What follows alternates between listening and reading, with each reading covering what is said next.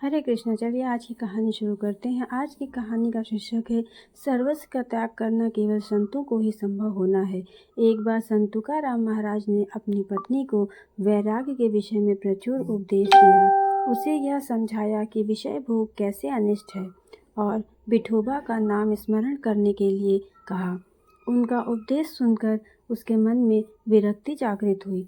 दूसरे दिन स्नान कर उसने भगवान की पूजा की और सर्व धन ब्राह्मणों से लुटाया।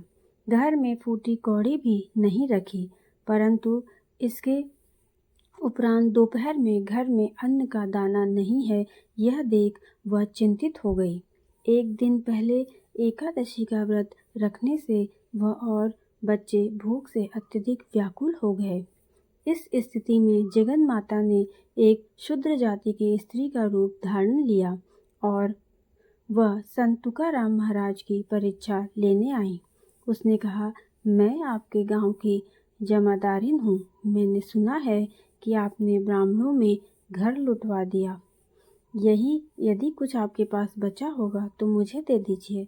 उसकी यह बात सुनकर संत तुकाराम महाराज ने घर में जो साड़ी सूख रही थी उसे भी उतारकर जमादारिन को दे दिया, क्योंकि वो बहुत ही अच्छे थे।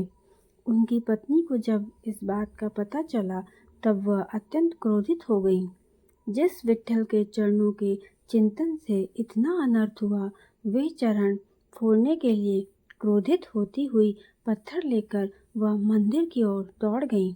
संत तुकाराम भी उसके पीछे दौड़े, परंतु पत्नी के भीतर प्रवेश करने पर विट्ठल की पत्नी रुक्मिणी ने द्वार बंद कर दिया।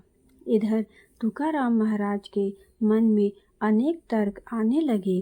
वह विट्ठल की मूर्ति के पैरों पर पत्थर मारने ही वाली थी। इतने में रुक्मिणी ने उन्हें रोका और कहा, तुम्हारी गृहस्थी में जो कुछ न्यूनता रहेगी उसे मैं पूरी करूंगी। रुक्मिणी ने उसे साड़ी चोली देकर लौटाया। वह संतुष्ट होकर अपने घर लौट गई। इधर संत तुकाराम मन ही मन कहा, मेरे इतने उपदेश करने पर भी मेरी पत्नी अधीर होकर रुक्मिणी से साड़ी और चोली लेकर आई।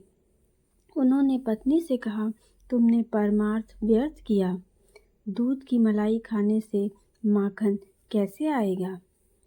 रिद्धि सिद्धि एवं संपत्ति का मन से त्याग करने पर ही भगवत प्राप्ति होती है। इतना बताकर उन्होंने उसे सर्व निर्धनों में बांटने के लिए कहा।